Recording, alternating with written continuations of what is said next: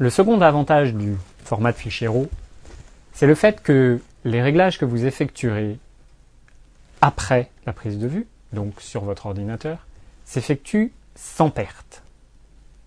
Qu'est-ce que ça veut dire par opposition au JPEG? Si jamais vous faites des photos en JPEG, vous rentrez chez vous, vous videz votre carte mémoire sur votre ordinateur, vous les affichez. Si jamais vous voulez effectuer des corrections sur cette image, vous avez deux possibilités. La première, c'est d'ouvrir votre JPEG dans un logiciel, que ce soit Photoshop, Photoshop Elements, The GIMP, Paint même, et vous allez effectuer quelques réglages. Je vous parlais tout à l'heure des couleurs, même si le format de fichier RAW a des avantages, le JPEG vous permet quand même d'effectuer des retouches de couleurs. Vous pouvez donc rehausser le vert et le bleu de votre JPEG. C'est pas idéal, mais vous pouvez quand même le faire. Une fois que vous avez fait vos retouches, vous enregistrez votre fichier. Alors là, comme je vous disais, deux possibilités. Soit vous écrasez l'image d'origine. Votre fichier IMG 1203.jpg, vous l'avez modifié, vous enregistrez par-dessus, et maintenant votre même fichier, il intégrera ces modifications. Ça, c'est la méthode la plus simple. Problème, vous avez eu la main un peu lourde sur votre réglage. Une semaine après, vous montrez la photo à vos amis et vous vous dites « Ouais, quand même, le ciel bleu, là, j'ai un petit peu abusé. » Si jamais vous voulez retoucher cette photo, ça va devenir un petit peu compliqué.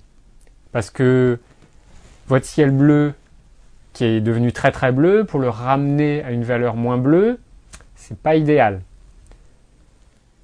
Si jamais vous avez fait des modifications encore plus drastiques, si vous avez augmenté le contraste qui vous a amené à cramer des zones dans le ciel, qui sont devenues blanches sans aucun détail, si une semaine après vous vous rendez compte que c'est pas top, ça rend finalement moins bien que votre photo d'origine, vous ne pourrez pas récupérer les détails d'origine, puisque vous avez écrasé ce fichier.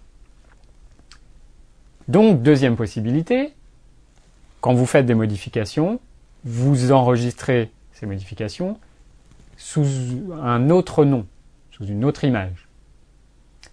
Du coup, vous vous retrouvez avec deux fichiers. L'image d'origine, on va dire pas belle, et l'image corrigée. Déjà, ça prend 2 fois plus de place, ce qui n'est pas génial. Mais surtout, vous vous retrouvez dans votre dossier avec deux images côte à côte, si jamais vous les nommez à peu près de la même manière. Du coup, quand vous les regardez, vous avez la version normale, enfin la version d'origine pas belle et la version corrigée. C'est un peu dommage. Donc, c'est pas vraiment idéal. Ou alors, ça demande beaucoup de travail pour conserver d'un côté les images d'origine et de l'autre les images modifiées. C'est pas simple. C'est là que le RAW devient très très intéressant. C'est le fait que, comme on a un espèce de négatif, on va travailler sans jamais modifier ce négatif. C'est-à-dire que quand vous copiez un RAW sur votre ordinateur, ça va être un fichier qui ne sera jamais modifié. Si vous utilisez un logiciel de traitement de RAW, par exemple Lightroom, qui est l'un des plus connus, et que vous effectuez des modifications, ces modifications, elles vont être effectuées à côté, soit dans un petit fichier à côté de votre image, dans le même dossier, mais qui n'est pas une image visible, c'est juste un petit fichier de réglage, soit dans une base de données du logiciel, ce qui est le cas de Lightroom.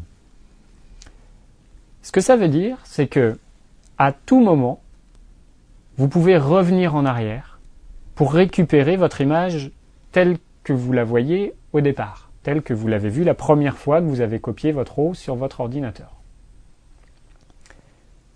Ça, c'est très pratique parce que, comme je disais tout à l'heure, si vous vous rendez compte que lors de modifications, vous avez eu la main un petit peu lourde, pas de problème, vous avez toujours votre image d'origine. Mais pour autant, quand vous regardez votre image, elle inclut les modifications. Vous n'avez pas deux fichiers séparés, l'un qui vous montrerait l'image telle qu'elle est d'origine et l'autre telle qu'elle est après correction. Vous voyez l'image après correction, mais vous pouvez revenir à tout moment en arrière. Donc ça, c'est très pratique et c'est vraiment l'un des gros avantages des fichiers RAW.